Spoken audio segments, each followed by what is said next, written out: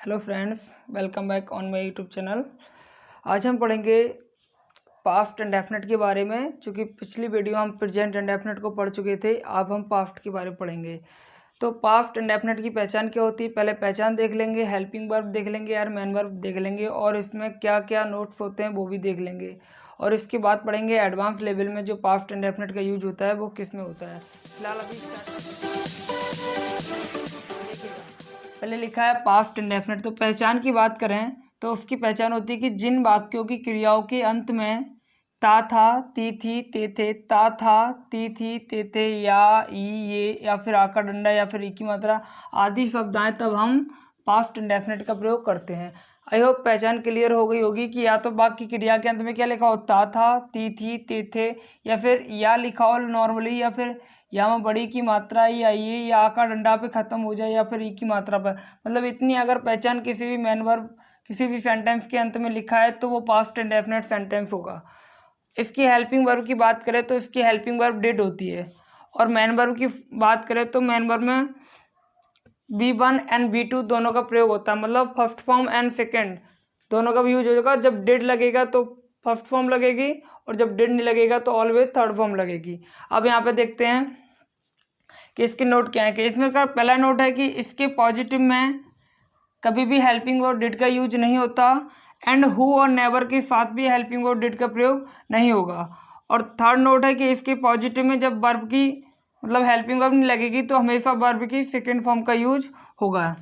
I hope तीन notes हैं जो प्रेजेंट इंडेफिनिट के थे वो सेम ये और ये दोनों तो सेम है। चूँकि प्रेजेंट इंडेफिनिट के पॉजिटिव में भी हेल्पिंग वर्ब डू डज का प्रयोग नहीं होता उसमें, और इसमें भी नहीं होता। मतलब कि अगर हम बात करें कि पूरी इंग्लिश ग्रामर की बात करें तो इम्परेटिव और प्रेजेंट इंडेफिनिट और पास्ट इंडेफिनिट का पॉजिटिव, मतलब इन तीन प्रकार के वाक्यों को छोड़कर सब वाक्यों में मतलब बिना हेल्पिंग वर्ब के कोई वाक्य बनता ही नहीं है। बस यही तीन वाक्य होते हैं, एक तो इम्परेटिव, एक प्रेजेंट इंडेफिनिट और पास्ट इंडेफिनिट के पॉजिटिव। इसमें ही हेल्पिंग वर्ब नहीं आती है, तो ध्यान रखना। और हु और नेवर के साथ उसमें भी हेल्पिंग वर्ब नहीं लगती और इसमें भी हेल्पिंग वर्ब का प्रयोग नहीं होगा। इसमें क्या होता है, जब हेल्पिंग वर्ब नहीं लगेगी तो इसके पॉजिटिव में हमेशा और हु और नेवर वाले वाक्यों में भी हमेशा वर्ब की सेकेंड फॉर्म का यूज होगा। चाहे सब्जेक्ट सिंगुलर हो चाहे प्लूरल हो, मतलब चाहे सब्जेक्ट एक वचन हो चाहे बहुवचन हो, वर्ब की हमेशा सेकेंड फॉर्म का यूज होगा। आई होप इतना क्लियर हुआ होगा। जो नोट्स हैं तीन और ये पहचान ये वो है वर्ब की फॉर्म। अब एग्जाम्पल देखते हैं कि इसके एग्जाम्पल क्या होंगे। देखिएगा एग्जाम्पल लिखे हुए हैं बोर्ड पर। पहला एग्जाम्पल है कि वह कानपुर गया, सेकंड है हमने कल क्रिकेट खेली, एंड थर्ड है आप मंदिर क्यों नहीं आए, रिया ने कल कौन सी किताब खरीदी, मैंने फुटबॉल कभी नहीं खेली, एंड उसे गणित किसने पढ़ाया। ये सब जो सेंटेंस लिखे हैं ये पास्ट इंडेफिनिट के हैं, क्योंकि इसमें पहचान जो लिखी है गया, या, ई की मात्रा, एंड ये, और बड़ी की मात्रा, एंड बड़ी की मात्रा, एंड या, इन सब में जो पहचान लगी हुई है वो पास्ट इंडेफिनिट की लगी हुई है। क्यों? क्योंकि सब में मुख्य क्रिया है और मुख्य क्रिया के अंत में पास्ट इंडेफिनिट की पहचान लगी हुई है। चूंकि अब बनाते हैं, चूंकि पहला सेंटेंस क्या है, वो है कानपुर गया, सेंटेंस पॉजिटिव है तो सबसे पहले सब्जेक्ट वो है के लिए ही। चूंकि पॉजिटिव में हेल्पिंग वर्ब आएगी नहीं तो डायरेक्ट मुख्य क्रिया, और मुख्य क्रिया क्या है गया, और गया की सेकेंड फॉर्म क्या होती है went, he went to Kanpur. I hope पहला क्लियर हुआ होगा। बिल्कुल सरल सेंटेंस है, कोई प्रॉब्लम नहीं होना चाहिए। एंड सेकंड है हमने कल क्रिकेट खेली। चूंकि सेंटेंस पॉजिटिव ये भी है तो हमने के लिए बी, इसमें भी डिड नहीं लगेगा तो प्ले की सेकंड फॉर्म PLAYED प्लेड। चूंकि चाहे सब्जेक्ट सिंगुलर हो चाहे प्लूरल हो, दोनों कंडीशन में वर्ब की कौन सी फॉर्म लगेगी, सेकेंड फॉर्म लगेगी। तो वे प्लेड क्रिकेट कल यस्टरडे। आई होप क्लियर हो रहा होगा यूज। सेकंड है थर्ड है सॉरी, आप मंदिर क्यों नहीं आए। चूंकि क्यों नहीं आए बाक डबल इंट्रोगेटिव है तो डबल इंट्रोगेटिव सबसे पहले आएगा वर्ड, उसके बाद आएगा देखिएगा। एंड थर्ड जो सेंटेंस लिखा है आप मंदिर क्यों नहीं आए, तो क्यों नहीं आए सेंटेंस डबल इंट्रोगेटिव है, पास्ट इंडेफिनिट का है तो WH वर्ड सबसे पहले बनेगा, उसके बाद आएगा हेल्पिंग वर्ब। चूंकि पॉजिटिव में हेल्पिंग वर्ब नहीं लगती, बट इंट्रोगेटिव हो या डबल इंट्रोगेटिव हो या तो इन सेंटेंसों में हेल्पिंग वर्ब डिड का प्रयोग किया जाता है, चाहे सब्जेक्ट सिंगुलर हो चाहे प्लूरल हो, चाहे यहाँ पे सिंगुलर सब्जेक्ट लिखा होता है चाहे प्लूरल लिखा होता, हमेशा डिड ही आना है। तो वाई डिड उसका सब्जेक्ट यू, उसके बाद not, why did you not come to temple, last में क्वेश्चन मार्क। जब हम डिड का प्रयोग करेंगे तो वर्ब की फर्स्ट फॉर्म लगेगी और जो है नोट कहाँ लगेगा, सब्जेक्ट के बाद। तो why did you not come to temple, आप मंदिर क्यों नहीं आए। एंड फोर्थ नंबर है कि रिया ने कल कौन सी किताब खरीदी, तो कौन सी ये भी एक WH वर्ड ही है, तो इसको भी सबसे पहले बनाएंगे। तो विच माने क्या होता है, कौन सा, कौन सी, कौन से। अब यहाँ पे देख लो विच के बाद ये जो नाउन लिखा है तो इसको साथ में लिखना होता है। जितने भी WH वर्ड 4 होते हैं, कितने होते हैं, 4। एक होता है which and whose, how many and how much. ये 4 ऐसे WH वर्ड होते हैं अगर इनके बाद नाउन लिखा है। क्या लिखा है, नाउन, मतलब कि कौन सी किताब, कौन सा घर, या फिर किसकी किताब, किसका घर, या फिर कितनी किताबें या कितना पानी। मतलब यहाँ पे अगर ऐसे वर्ड लिखे हैं, मतलब कि अगर आप विच, हुज, हाउ मैनी और हाउ मच, चूँकि हिंदी पता होगी हाउ मच क्या होता है, हाउ मैनी क्या होता है, हुज क्या होता है, विच क्या होता है, अगर ऐसे वर्ड WH वर्ड के रूप में लिखे हैं तो इनके बाद नाउन लिखा है तो इनको साथ में लिखते हैं। क्या लिखते हैं, साथ में। तो विच बुक, अगर इन WH वर्ड के बाद नाउन आ रहा है तो इनके साथ नाउन लिखेंगे, उसके बाद हेल्पिंग वर्ब लगाते हैं।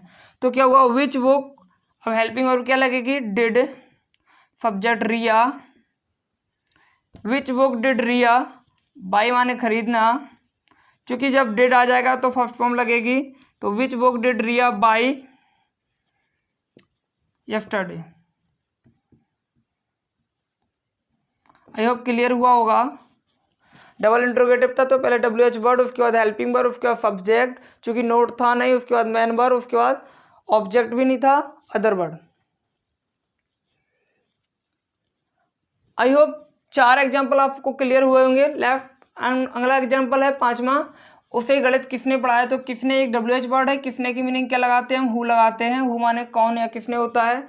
उसके बाद हेल्पिंग वर्ब की बारी आती है, क्योंकि हमें बताया कि हु के साथ भी हेल्पिंग वर्ब नहीं लगेगी। अब आता है सब्जेक्ट की बारी, चूंकि ए सब्जेक्ट भी होता है और सिंगुलर सब्जेक्ट होता है तो उसके बाद सब्जेक्ट भी नहीं आएगा और डायरेक्ट आएगी मुख्य क्रिया। चूंकि मुख्य क्रिया पॉजिटिव की तरह बना रहे हैं, डिड नहीं आएगा तो मुख्य क्रिया की कौन सी फॉर्म। तो who taught him mathematics, last में question mark. I hope clear हुआ होगा एग्जाम्पल कि उसे गणित किसने पढ़ाया। तो किसने के लिए हु, चूंकि हेल्पिंग वर्ब डिड लगेगी नहीं और ना ही सब्जेक्ट लगेगा, क्योंकि इसमें सब्जेक्ट हु ही है। तो वर्ब की सेकेंड फॉर्म हु टॉट, उसे ऑब्जेक्ट होता है तो हिम मैथमेटिक्स। ये क्लियर हुआ होगा। अगला एग्जाम्पल है कि मैंने फुटबॉल कभी नहीं खेली। कभी नहीं नेगेटिव है सेंटेंस, तो मैंने के लिए क्या लगाएंगे, आई। उसके बाद यहाँ पे भी डिड का यूज नहीं होगा, क्योंकि हम बता चुके हैं कि कभी नहीं लिखा हो या फिर हु लिखा हो या किसने लिखा हो, कौन लिखा हो, तो इन वर्डों के साथ कभी भी helping word do, does, did का प्रयोग नहीं किया जाता है। तो यहाँ पे क्या आएगा डायरेक्ट, तो I never played football. I hope sentence clear हुआ होगा आपको कि मैंने फुटबॉल कभी नहीं खेली। तो मैंने के लिए आई, कभी नहीं के लिए नेवर, खेलना की सेकेंड फॉर्म प्लेड, फुटबॉल, चूँकि कभी भी कोई भी गेम होता है उसके पहले आर्टिकल द नहीं लगता, तो द फुटबॉल नहीं कराना by mistake. I hope clear हुए होंगे। ये 6 एग्जाम्पल हमने बनाने की कोशिश की है और आपको समझाने की कोशिश की है।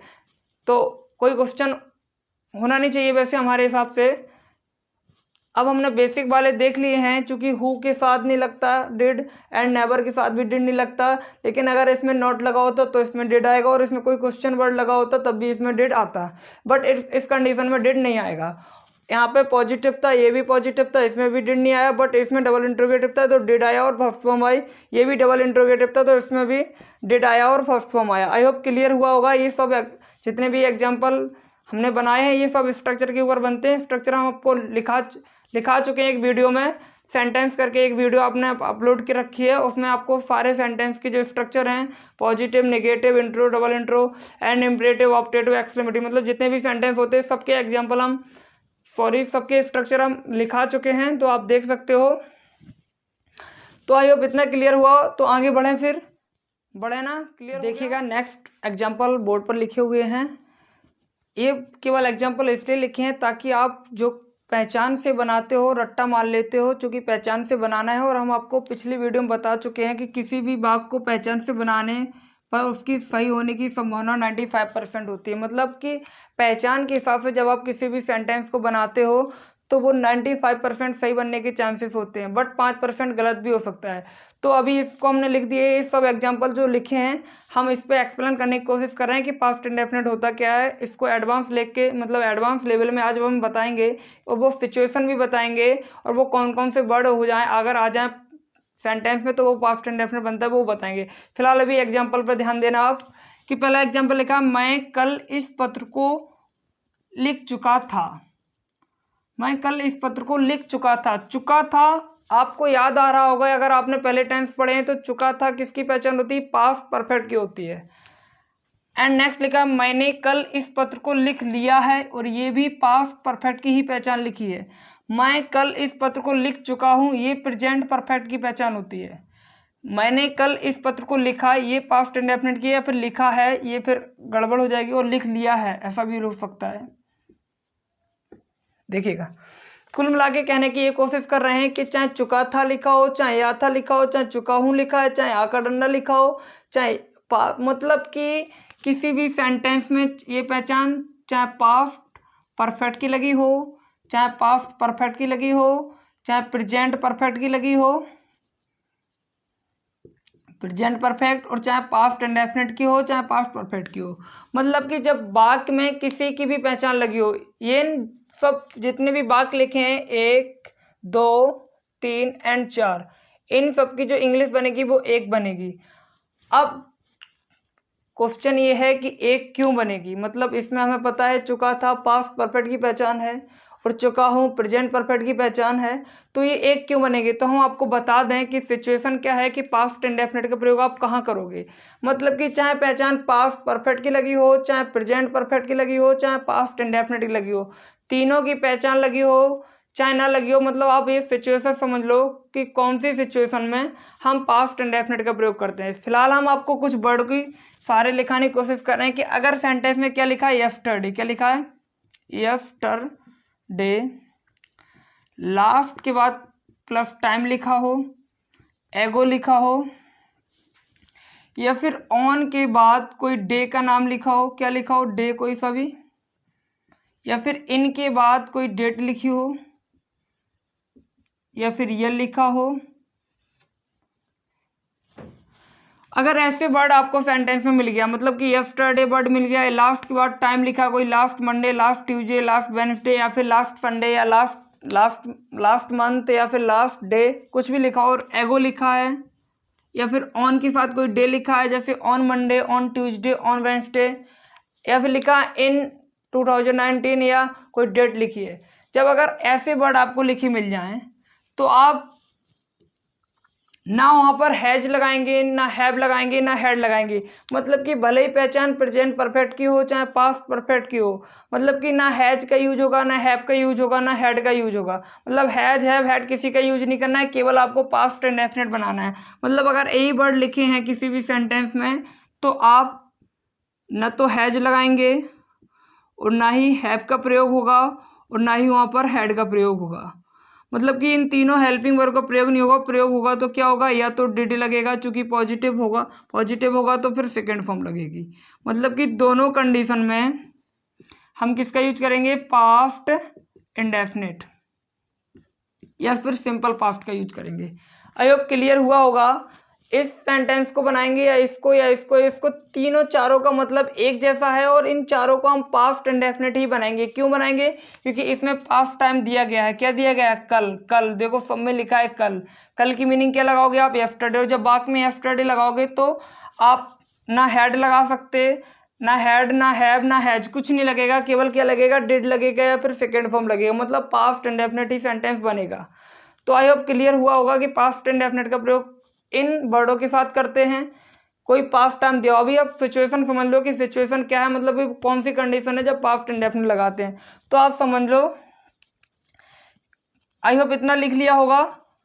ये लिख लो सब वर्ड कि यस्टरडे लिखा हो, लास्ट प्लस टाइम लिखा हो, एगो लिखा हो, ऑन के बाद कोई डेट लिखी हो या डे लिखा हो, और इनके बाद कोई मंथ या ईयर लिखा हो, सॉरी मंथ या ईयर लिखा हो, तो इन वर्डों के साथ केवल हम डेट का या सेकेंड फॉर्म का यूज करते हैं, मतलब एक केवल पास्ट इंडेफिनिट बनता है। हैज, हैव, हैड का प्रयोग वहाँ पर गलत होता है, ठीक है। बाय मिस्टेक कर दिया तो वो सेंटेंस गलत हो जाएगा। तो आई होप इतना लिख लिया होगा। अब हम आपको सिचुएशन बता रहे हैं कि पास्ट इंडेफिनिट का प्रयोग हम कहाँ करते हैं। ये लिख लो, स्क्रीनशॉट ले लो, ये इन सबको भी हम बताएंगे इनको कैसे बनाना है। फिलहाल इसको लिख लो।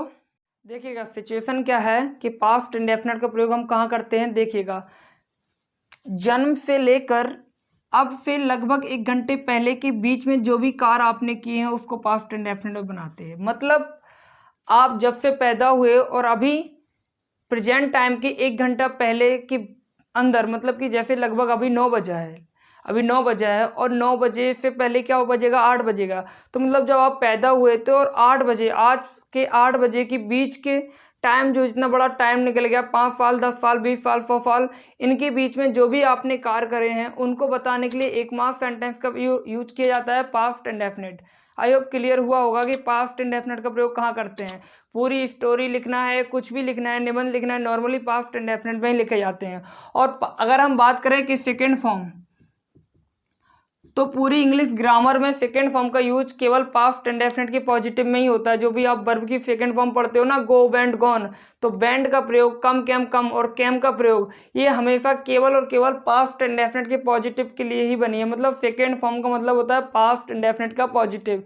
मतलब पास्ट इंडेफिनिट का पॉजिटिव छोड़ करके पूरी इंग्लिश ग्रामर में सेकेंड फॉर्म का कोई रोल नहीं है और ना ही सेकेंड फॉर्म का यूज होता है किसी भी सेंटेंस में, कहीं पे भी। मतलब पूरी ग्रामर में सेकेंड फॉर्म का यूज नहीं है, केवल पास्ट इंडेफिनिट के पॉजिटिव को छोड़ करके। तो आई होप ये भी क्लियर हुआ होगा कि सेकेंड फॉर्म का मतलब केवल पास्ट इंडेफिनिट पॉजिटिव में यूज होता है और कहीं यूज नहीं होता इसका। और पास्ट इंडेफिनिट की जो सिचुएशन है वो ये है कि जन्म से लेकर, मतलब जब आप पैदा हुए थे तब से लेकर अब से 1 घंटे पहले के बीच में जो भी कार्य आपने किए हैं उसको बताने के लिए एकमात्र सेंटेंस होता है, एकमात्र टेंस का यूज किया जाता है, वो है पास्ट इंडेफिनिट। तो देखिएगा, मैंने कल इस पत्र को लिख लिया है या लिख लिया था या लिख चुका हूँ, कुछ भी लिखा हो, चूंकि मैंने जो काम कब किया लिखने का वो कल किया है। और कल का मतलब ये है कि जन्म से लेकर अब से 1 घंटा पहले के बीच में ही कल आ जाता है। मतलब कि जो भी हमने वर्ड लिखा है, यस्टरडे, लास्ट, या फिर जो भी टाइम लिखे हैं वो टाइम क्या बताते हैं, पास्ट टाइम बताते हैं। और जो भी कार्य आपने पास्ट टाइम में खत्म कर लिया, फिनिश कर लिया, उसको बताने के लिए केवल एक सेंटेंस यूज करना है आपको, past indefinite. I hope past indefinite की जो सिचुएशन है वो क्लियर हो रही होगी आपको। तो जन्म से लेकर अब से 1 घंटे के बीच में जो भी कार्य करे हैं तो उसको बताने के लिए पास्ट इंडेफिनिट। फिर लास्ट में पहचान किसी की भी लगी हो आप बनाएंगे पास्ट इंडेफिनिट। ओके, तो बनाते हैं इनको। तो कुछ भी लिखा हो लास्ट में तो इसको कैसे बनाएंगे, आई, चूंकि सेंटेंस पॉजिटिव लिखा है तो वर्ब की second form wrote, I wrote this letter, I wrote this letter yesterday। तो ये बात चाहे लिखा हो कि मैं कल इस पत्र को लिख चुका हूँ या लिख लिया है या लिखा है या कुछ भी लिखा हो, मतलब कि चाहे प्रेजेंट परफेक्ट की पहचान लगी हो, चाहे पास्ट परफेक्ट की लगी हो, चाहे फिर प्रेजेंट इंडेफिनिट की लगी हो, सभी कंडीशन में बनेगा प्रेजेंट इंडेफिनिट ही बनेगा। और चूंकि नेगेटिव होता है तो डिड नॉट के साथ वर्ब की फर्स्ट फॉर्म लग जाती है। अभी क्या बनेगा, आई रॉट दिस लेटर यस्टरडे, मैं कल इस पत्र को लिख चुका हूँ। और सिचुएशन भी बता दिए कि पास्ट इंडेफिनिट की सिचुएशन क्या है। आई होप क्लियर हुआ होगा कि पास्ट इंडेफिनिट है क्या और बनता कैसे है। सिचुएशन समझ लो, एक बार और बता दे रहे हैं, आई रिपीट, कि जन्म से लेकर अब से लगभग 1 घंटा पहले के बीच में जो भी कार्य आपने करे हैं उसको बताने के लिए एकमात्र सेंटेंस यूज करना है आपको, पास्ट इंडेफिनिट। ओके, क्लियर हुआ होगा, मतलब कि समझ गए हो क्या, 10 बार वही बात बताएं। तो thank you for watching this video.